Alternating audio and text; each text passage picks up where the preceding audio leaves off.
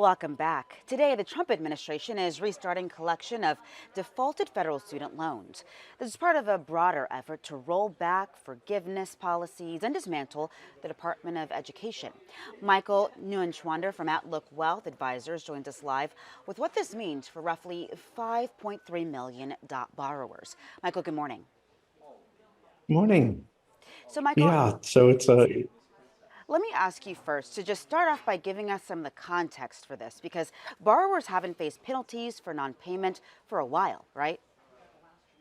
yeah. So going all the way back to 2020 is when they initially in the pandemic allowed people to stop paying, on their student loans, and really they have not enforced or done anything since then.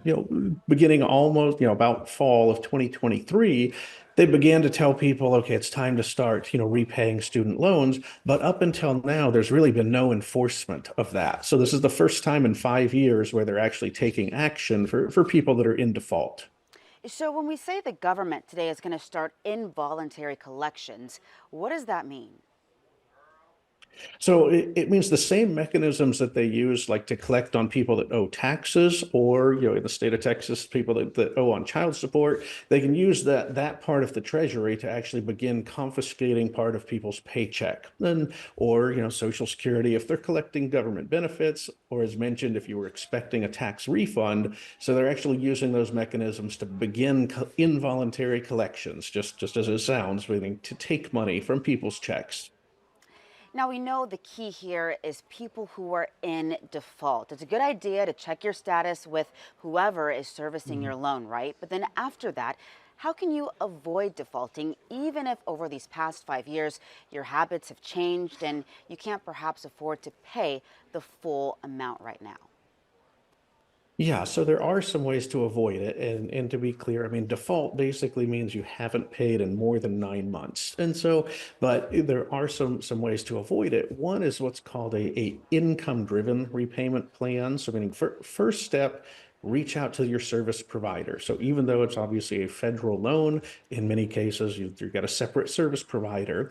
And income-driven repayment plans are basically there to say if you truly can't afford, to pay the full amount or the full payment, begin to pay something. And so they're able to look at your income, look at what you owe, and try to work out something that would be affordable so that you can get out of default, get back on the path, and therefore head off any other sort of collections to go with it. Let, If let if me you ask you don't this. qualify Go for ahead. Go ahead. Yes. If you don't qualify for that, there are two other quick mechanisms. So one is what's called deferment, where deferment basically pauses the payment and it pauses the interest. So again, it says if you have a temporary issue going on or you can get back on your feet, here in the near term, then they will work with you on deferment. Or forbearance is similar, but they're not pausing the interest. They're pausing the payment, but that interest will still accrue and add up. Okay, so that's good information to let people know about. I'm curious, there probably are some people who may be in a better financial situation now than there were 5 years ago. Are there any real benefits to being more aggressive with repayment if that's a possibility for you? Yeah, there certainly are. I mean, so again, is in most cases, the interest is accruing no matter what. And to give a little idea, it's like if somebody came out of college with, let's say, $40,000 loan and it had interest of almost 7%, they're really going to be paying, more like 50,000 just over the course of 7 or 8 years. So some good strategies, if you're paying the interest, would at least pay enough to cover the interest so you're not adding to the actual debt. Even for students who are certainly in college, if you have the ability to even pay a little bit, if you're working part-time, that helps when you get out. You're not adding all the interest to what you owe. You just have to pay on actually what you actually borrowed. So the key thing is begin to pay something if you have the capability. That way you're not going into default. You're not completely ignoring the issue. Those are the cases that they're really going to go after with this issue of confiscation and beginning to collect funds.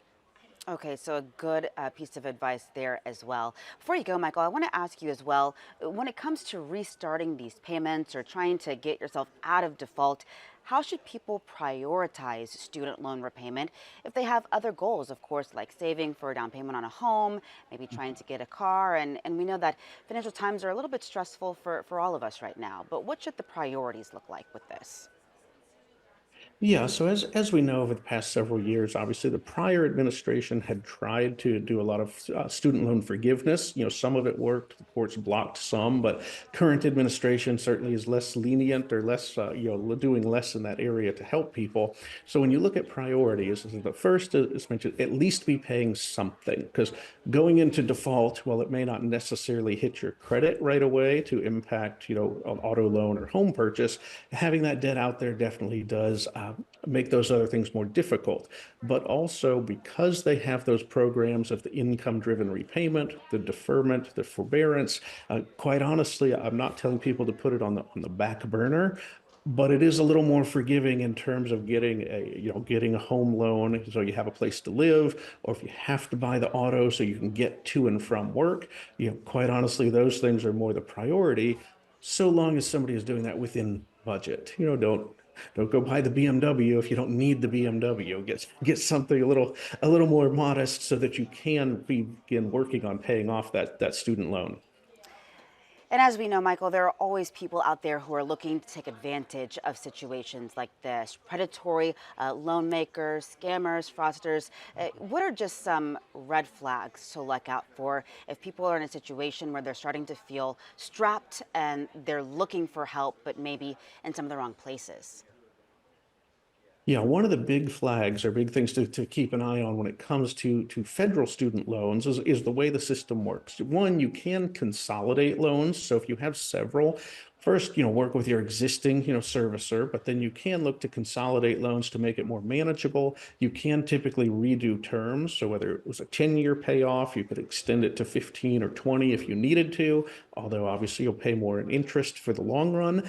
But one of the big things to look for is if you have loans, you probably do not want to consolidate or redo those with a private institution. So private loans do not have all the same rules or benefits that federal loans do. So in the student loan area, that is one of the big red flags. If you have federal loans, you probably want to make sure they stay federal loans. Unfortunately, if you already have a private loan, you need to work directly with that lender because you're not allowed to take private education loans and turn them back to federal. Okay, so a really good piece of information there. Michael Neuenschwander with Outlook Wealth Advisors, thank you so much for your time and that good info this morning. Thank you.